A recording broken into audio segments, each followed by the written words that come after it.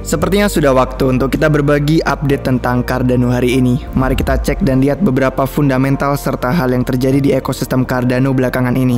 Kita juga akan mengulas singkat beberapa proyek utama yang akan muncul. Oke, let's go!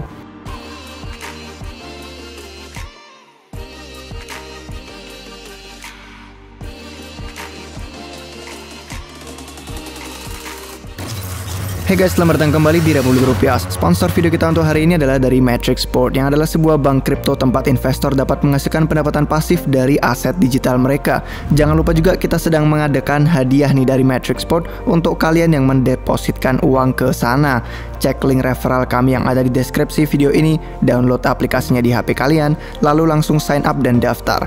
Setelah kalian masuk ke bagian wallet atau dompet, kalian bisa transfer aset kripto yang sudah kalian punya di Matrixport, dan dengan ini kalian bisa berpotensi menerima hadiah hingga total $1.000. Kalaupun kalian baru mau beli kripto dan belum punya, di sana juga langsung bisa di Matrixport. Oke, kalau kita masuk ke videonya hari ini, ada yang pertama kita bahas sedikit nih soal fundamental Cardano. Kalau kita melihat dari TVL atau total nilai yang terkunci, ekosistem Cardano itu menyajikan produk dengan perlahan-lahan tapi stabil, mencakup sejumlah aplikasi, bursa exchange, protokol peminjaman, dan platform lain yang mulai berfungsi sekarang. TVL di SundaeSwap itu jelas merupakan yang teratas karena DEX terbesar saat ini. Tapi MinSwap sebenarnya baru aja online beberapa minggu kemarin, dan mereka sebenarnya belum lama ini mencapai angka $100 jutaan TVL ke sistem. MinSwap melakukan hal yang mereka sebut bootstrap likuiditas. Ini adalah dukungan likuiditas yang jadi bagian dari peluncuran platform baru yang bisa kalian lihat nilai TVL-nya juga meningkat. Cardano punya lebih banyak aplikasi yang datang sekarang. Ini bisa jadi pertanda bagus atau sebaliknya, tergantung gimana cara kita melihat itu. Karena semua aplikasinya diluncurkan selama bear market dan menyebabkan harganya tertekan. Kalau kalian dapat melihat ini sebagai hal yang buruk, itu juga bisa, atau kalian dapat melihatnya sebagai peluang bagus, itu ya tergantung pada siapa kalian dan tergantung jangka waktu investasi kalian seperti apa. Kalau kita masuk ke bagian Cardano Blockchain Insight, dompet ADA itu makin populer digunakan setiap hari, dan blockchain Cardano sudah mengalami beberapa peningkatan upgrade. Jumlah total smart contract di Cardano naik, yang mana jelas berkebalikan dari harganya. Komunitasnya ini berharap nilai-nilai positif dari sini dapat meningkatkan nilai potensial koin ADA nanti.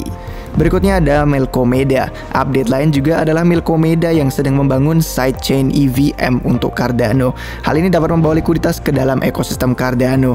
Melkomeda itu kompatibel dengan Ethereum, jadi pengembang EVM bisa meluncurkan aplikasi mereka di Melkomeda. Mereka telah memilih 16 validator yang pada akhirnya nanti akan naik menjadi 32 validator. Ini tidak terlalu desentral, tapi ya sebagai jaringan yang baru tidak masalah. Kita memang harus memulai perlahan dari awal. Sekarang kami ingin menyinggung nih singkat soal Kotti, Jet, dan Shen. Kotti itu meluncurkan Jet yang adalah sebuah stablecoin desentral. Kotti memiliki blockchain pembayarannya sendiri dan menggunakan ADA Pay.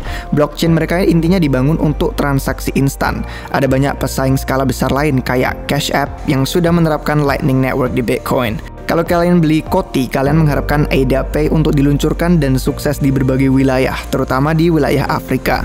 Token Kotti dapat di-staking ke dalam Treasury Kotti, sehingga mereka dapat memperoleh manfaat dari biaya yang dibayarkan orang pada jaringan Kotti.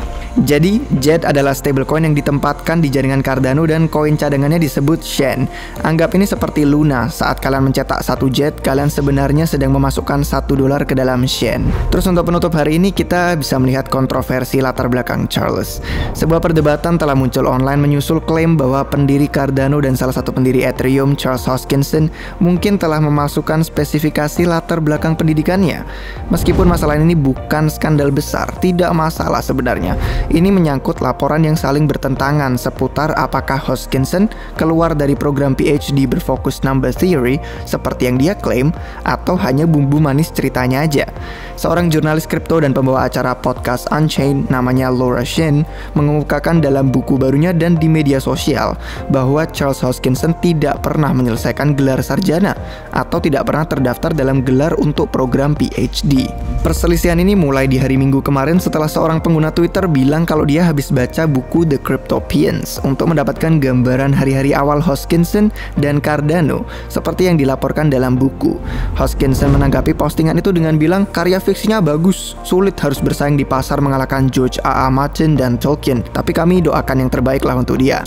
Jadi dia nyinggung si Laura Shin dan Laura Shin langsung membalas sambil dia juga bertanya, ngomongin soal fiksi apa mau bahas soal perbedaan antara klaim Anda keluar dari program PhD dan pernyataan dari sekolah kalau Anda sebenarnya hanya terdaftar sebagai sarjana. Buku jurnalis itu diluncurkan pada 22 Februari. Di dalamnya dia menyatakan sudah pernah menghubungi Metropolitan State University of Denver yang tidak memiliki program matematika pasca sarjana dan University of Colorado, tempat Hoskinson belajar sebelumnya.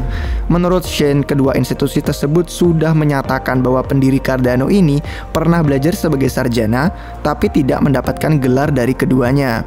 Sekolahnya bilang dia tidak lulus sarjana. Juga dia telah mengatakan beberapa kali termasuk dalam wawancara bahwa dia keluar dari program PhD ngakunya. Shane juga bilang dia sudah memberi Hoskinson dan timnya sebenarnya kesempatan dan waktu cukup lama untuk bisa berbicara dengan si jurnalis ini dan untuk memberikan perspektif mereka sendiri. Tapi setelah diberi kesempatan mereka tidak ada yang menggubris.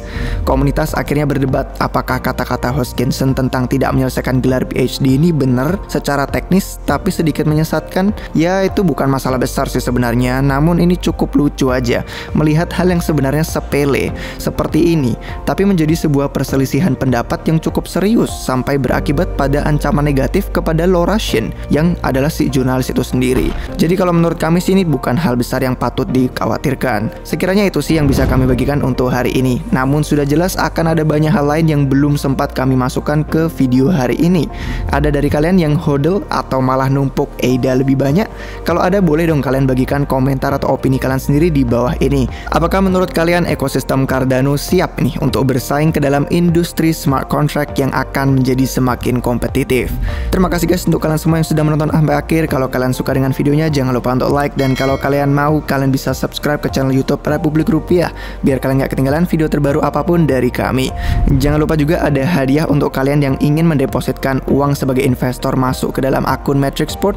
Kalian bisa gunakan link referral yang ada di deskripsi di bawah, langsung download aplikasinya, langsung kalian sign up dan daftar. Kemudian setelah kalian masukkan aset, kalian bisa berkesempatan memenangkan hingga hadiah total $1.000. Sekian dari kami hari ini guys, sampai jumpa kalian semua lagi di video yang berikutnya. Cheers.